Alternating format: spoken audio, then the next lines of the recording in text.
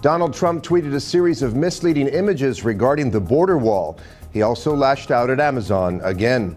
Starbucks must warn of cancer risk in their beverages, and Canadian labor unions criticize Mexican salaries.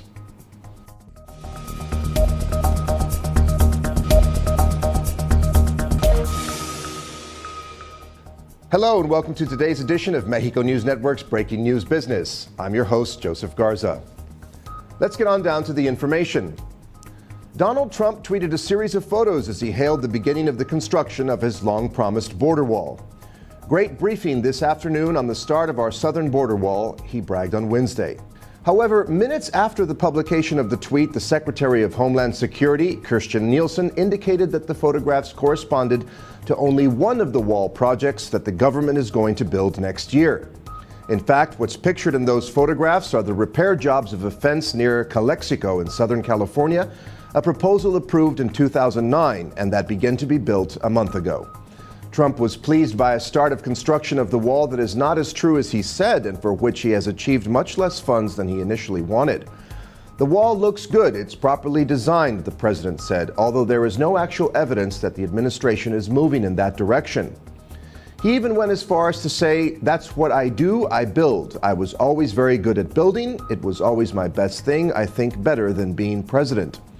Congress in the budgets for fiscal year 2018 that ends in September only granted $1.6 billion for border security, of which just over $640 million will be allocated to the new wall.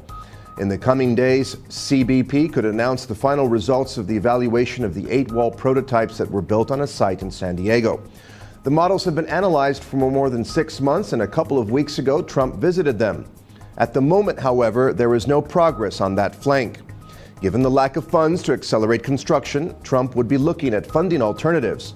After Wednesday's report that the president is seeking funding in the coffers of the Pentagon, the spokeswoman of the Ministry of Defense confirmed yesterday that there has been talk of the potential proposal in recent meetings between Trump and Secretary James Mattis, although she is assured of not having specific details. In other related news, Trump accused Amazon.com Incorporated on Thursday of not paying enough in taxes, taking advantage of the U.S. postal system and putting small retailers out of business. But he offered no evidence to back up his criticisms and did not suggest any actions that he might take. Trump has attacked Amazon and its chief executive Jeff Bezos several times, and his latest comment came a day after news website Axios reported he was obsessed with the world's largest online retailer and wanted to rein in its growing power, possibly with federal antitrust or competition laws. Amazon shares fell as much as 4.5% in morning trade, but recovered and closed up just over 1%. The stock dropped 5% on Wednesday following the Axios report. Amazon declined to comment on the tweet. The retailer and cloud computing pioneer is the latest company Trump has singled out for praise or condemnation, although the effect on stock prices of his targets is generally short-lived. Trump's criticism did not diminish U.S. fund managers' long-term enthusiasm for Amazon, whose stock has risen more than 5-fold in the last 5 years. Moving on March 28th, Superior Court Judge Elihu Berle ruled that Starbucks and other companies in the industry must put cancer warnings on coffee sold in California due to a substance produced during the roasting process. A nonprofit group had sued coffee roasters, distributors, and retailers based on a state law that requires companies to warn about a wide range of substances in their products that can cause cancer. One of those chemicals is acrylamide, a byproduct of roasting coffee beans that is present in high levels in brewed coffee. In his decision, Berle said while the plaintiff presented evidence that coffee consumption increases the risk of harm to fetuses, infants, children, and adults, the medical and epidemiological experts of the defendants testified that they had no opinion on causality. Defendants failed to satisfy their burden of proving by a preponderance of evidence that consumption of coffee confers a benefit to human health. Companies of the sector declared that the compound is present in innocuous levels and that they should be exempt from the law because it results naturally in the process of toasting the grains to give them flavor. In a third phase of the trial, the civil penalties will be determined, which could be up to $2,500 per person exposed daily for 8 years. So the figure could be astronomical in a state with almost 40 million inhabitants, although a number of such large scale is very unlikely. Representatives from Starbucks Corp., McDonald's Corp., Dunkin' Donuts, and Pete's did not respond immediately to requests for comment. In other news, Canadian labor unions are criticizing Mexican salaries. The Mexican government is corrupt. The facts say that it promotes its own citizens' poverty, Jerry Diaz, leader of the Canadian union Uniform, said in an interview. The guilds of that country and of the U.S. criticized that during the renegotiations of the free trade agreement, the issue of improvements in Mexican salaries has not been addressed. Diaz added that in Canada, after 5 months of work, a worker in the automobile industry is capable of purchasing with his salary the vehicle he assembles himself.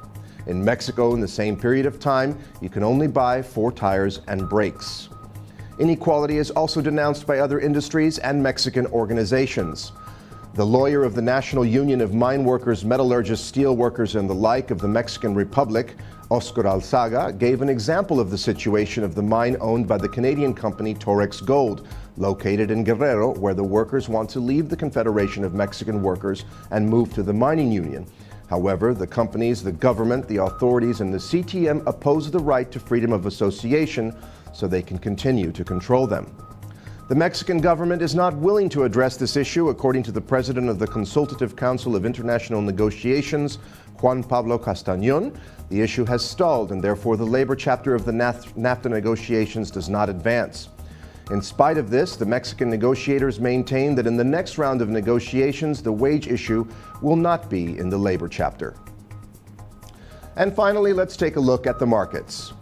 The Mexican peso increased 0.28% to 18.2008 from 18.1500 in the previous trading session.